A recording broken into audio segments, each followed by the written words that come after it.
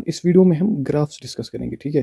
क्योंकि आप में से बहुत सारे लोग बोल रहे थे कि हमें ग्राफ रीडिंग नहीं आती है, ठीक है। मैंने एनसीईआरटी के ही क्वेश्चंस लाए हैं 14.1। आप देखो क्वेश्चन नंबर 1, इसमें हम कुछ इंपॉर्टेंट क्वेश्चन देखेंगे ग्राफ के, ठीक है। आपको मैं सिखाऊंगा कि कैसे आपको ग्राफ रीड करना है। देखिए आपको ऐसा एक क्वेश्चन है वहाँ, देखिए इसमें पहला पार्ट क्या है, what was the patient's temperature at 1 PM। देखिए जो आपको ग्राफ दिया हुआ है उसमें 1 PM यहाँ है ना। देखिए अगर आपको दिख नहीं रहा होगा, मैं इसको ऐसे दिखाता हूँ। देखिए 1 PM यहाँ है, वहाँ पर हमें देखना है टेम्परेचर क्या है। देखिए यहाँ से तो ये लाइन टेम्परेचर की है, ठीक है, और ये लाइन जो है ये टाइम की है। देखिए अगर मैं 1 PM पे देखूँ टेम्परेचर क्या है, वो सीधे यहाँ पर दिख रहा है हमें। क्या टेम्परेचर है देखिए सर वो 36 और 37 की एग्जैक्टली बीच में है, यानी वो क्या है 36.5 डिग्री सेल्सियस, ठीक है। अच्छा उसके बाद दूसरा क्वेश्चन क्या है, दूसरा क्वेश्चन है what was the patient's temperature at 30 when was the patient's temperature 38.5। देखिए 38.5 किस पे था उसका, देखिए वो तो हमें दिख रहा है 38.5, सॉरी वो यहाँ पर है। देखिए ये 38 है, ये 38 है, इसके ऊपर 38.5 है, फिर 39 है। हमें बोलना है 38.5 ये वाला टेम्परेचर कब था। अब देखो आप ये वाला टेम्परेचर सीधे दिख रहा है हमें 12 नून पे था, ठीक है। तो the patient's temperature was 38.5 at 12 noon, ठीक है। उसके बाद the patient's temperature was same 2 times during the period given. देखिए पेशेंट्स टेम्परेचर सेम था 2 टाइम्स पे, कहाँ कहाँ पे था देखो आप, देखो यहाँ पर और यहाँ पर, ये सेम लाइन है ना, तो इस पे टेम्परेचर सेम था। कब था सर, वो था 1 PM और 2 PM पे, ठीक है। डी पार्ट क्या है, ये हमने किया, ये भी हमने किया, ये भी। देखिए what was the temperature at 1:30 PM। 1:30 कहाँ है, 1:30 यहाँ है। इस पे टेम्परेचर क्या होगा सर, वो तो यहाँ होगा। क्या होगा सर, वो सेम होगा। क्या होगा वो बेसिकली होगा, यहाँ से देखो आप इस लाइन पे, वो 36.5 होगा, 36.5 degree. How did you arrive at your answer, कैसे देखो ये जो लाइन है ना ये वाली इस पे टेम्परेचर कांस्टेंट था, यानी 1 बजे से लेकर 2 बजे तक जो पेशेंट का टेम्परेचर था वो हमारे पास 36.5 ही था, ठीक है। ऐसे ही हम आंसर पे आए हैं, ठीक है। अच्छा during which period did the patient's temperature showed an upward trend. देखिए अपवर्ड ट्रेंड का क्या मतलब है, देखिए अपवर्ड ट्रेंड का मतलब है कि कब उसका टेम्परेचर कंटिन्यूअसली बढ़ रहा था। ये तो आपको सीधे दिख रहा है, इस वाले पोर्शन में उसका टेम्परेचर कंटिन्यू बढ़ रहा था, फिर जो टेम्परेचर है वो घट गया, उसके बाद फिर सेम रहा थोड़ा बहुत, फिर से बढ़ गया, ठीक है। तो बड़ा कब था, बड़ा तो यहाँ पर भी था सर, पहले भी बड़ा था, और एंड पे भी थोड़ा बहुत फिर बढ़ने लगा, ठीक है। हाँ ये देखो, ये हमने पहला क्वेश्चन किया, इसके आने की चांसेस बहुत कम है, लेकिन यहाँ पर देखो ये वाला क्वेश्चन आ सकता है आपका, ठीक है। अब देखो दूसरा भी हम डिस्कस करेंगे। The following graph shows the temperature forecast and actual temperature. हाँ अब देखो निकालना क्या है, on which day was the forecast temperature the same as actual temperature. Forecast temperature और एक्चुअल टेम्परेचर कब सेम था। अब देखो यहाँ पर जो है ना forecast temperature actual temperature same है, ठीक है, यानी कब था। पहला अगर हम आंसर देंगे उसका, ये कब था, देखो ट्यूसडे के दिन था, ठीक है। उसके बाद आप देखो फ्राइडे पे भी था। हाँ सर, जो वो वाली लाइन है और जो दूसरी वाली लाइन है ये दोनों उस वक्त सेम पे थे, यानी फ्राइडे पे भी जो फोरकास्ट टेम्परेचर था और जो एक्चुअल था वो सेम था। और मत था कभी, आप देखो सैटरडे पे तो नहीं था लेकिन संडे पे था, आप देखो संडे पे, ठीक है। यानी हम लिख सकते हैं ट्यूसडे फ्राइडे संडे, ठीक है। उसके बाद what was the maximum forecast temperature during the week. Maximum क्या था, आप देखो मैक्सिमम क्या था, देखो ये एक मैक्सिमा है, ये एक मैक्सिमा है, लेकिन ये सबसे बड़ा है, तो मैक्सिमा क्या था सर, ये तो हमें दिख रहा है 35, ठीक है, 35 डिग्री सेल्सियस। उसके बाद वाज द मिनिमम क्या था सर, मिनिमम तो हमें सीधे दिख रहा है ये वाला, ठीक है। वो क्या था, वो 15 था, ठीक है, वो 15 डिग्री सेल्सियस।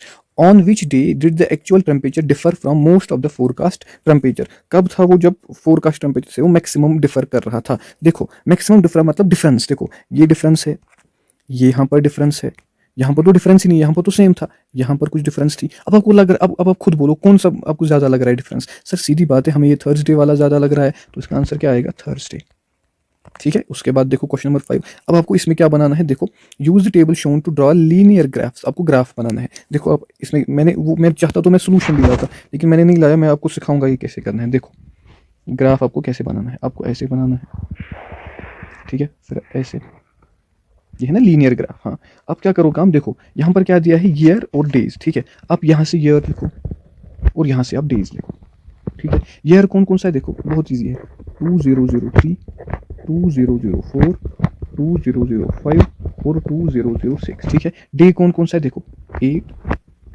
10, नहीं 5 भी है ना, देखो 5 पहले, मतलब हम इंक्रीजिंग ऑर्डर में लिखेंगे, 5, 8, 10 और 12, ठीक है। अब देखो अब क्या था, जो 2003 है उसमें 8 बार क्या हुई है, स्नो हुई है, यानी 2003 यहाँ है, 8 आपका यहाँ है, तो ऐसे आपको देखो, अब अगर आपको नहीं आता ऐसे ज्वाइन करेंगे हम, मतलब यहाँ पर पॉइंट आएगा। उसके बाद 2004 में 10 बार बारिश हुई है, 2004 कहाँ है, यहाँ है। अच्छा 10 कहाँ है सर, 10 तो यहाँ है, हाँ उसको ज्वाइन करो, ये आपका दूसरा पॉइंट आएगा।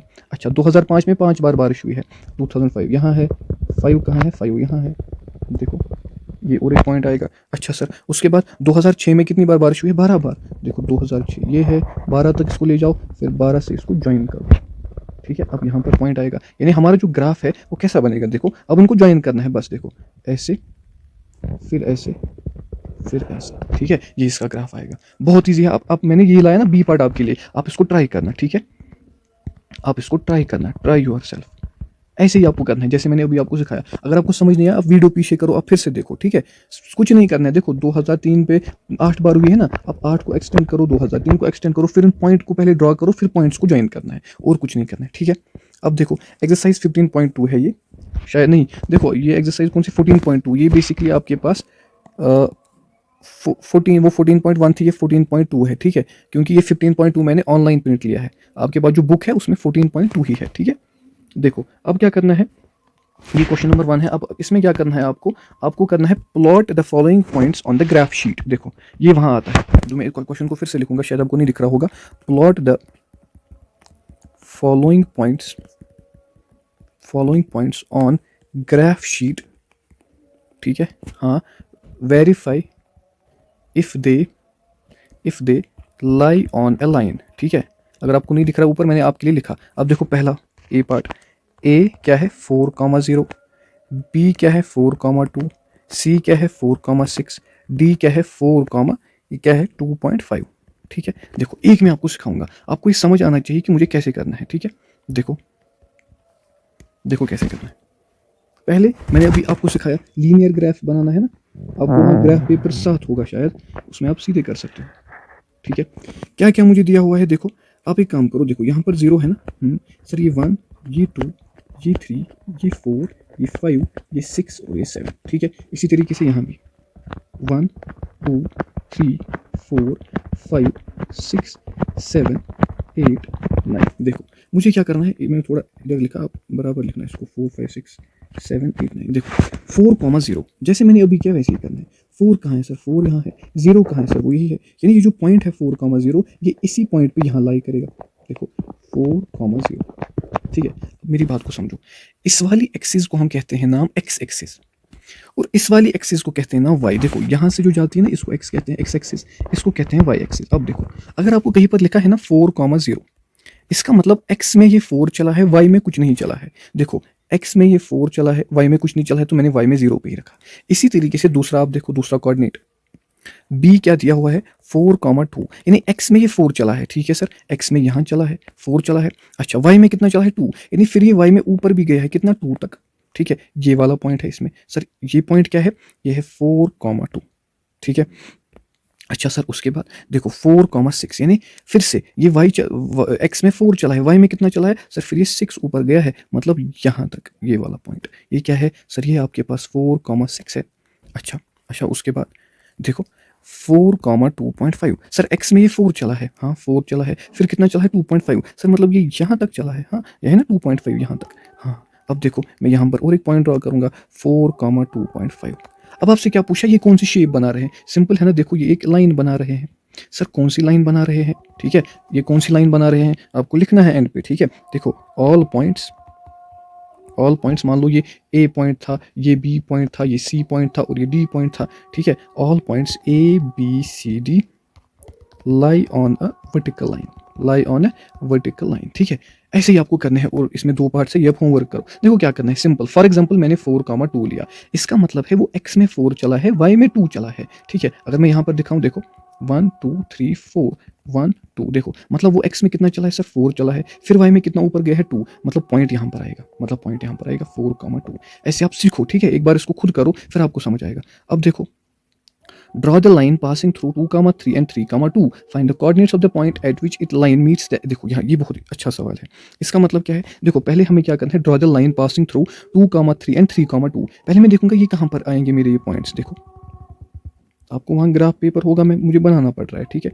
ये 0 है, ये 1 है, 2 है, 3 है, 4 है, 5, 1 2 3 4 5 तक ही इसको लेंगे। देखिए क्या पूछा है, 2,3। 2,3 का क्या मतलब है सर, x में 2 चला है, y में 3। x में 2 चला है मतलब यहाँ फिर y में कितना चला है 3। सर यहाँ पर पॉइंट आएगा, बिल्कुल यहाँ पर पॉइंट आएगा।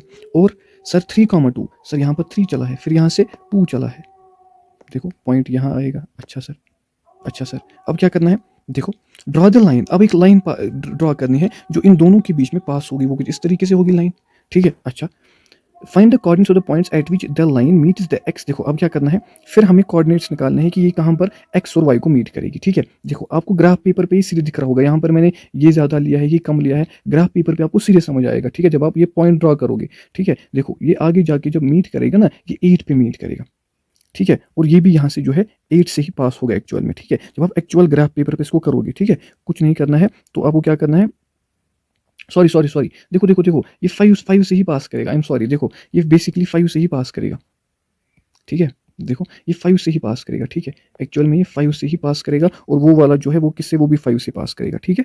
बस इतना ही है। अब ये वाला क्वेश्चन थोड़ा आपको समझ नहीं आया होगा, लेकिन आप ग्राफ पेपर पे इसको करोगे ना, आपको सीधे दिख रहा होगा कि ये 5 पे पास करेगा, ठीक है। यहाँ पर मैंने डिस्टेंस कम लिया या ज़्यादा लिया, तो ये परफेक्ट मैंने ग्राफ पेपर नहीं लिया है, ठीक है। Thank you so much.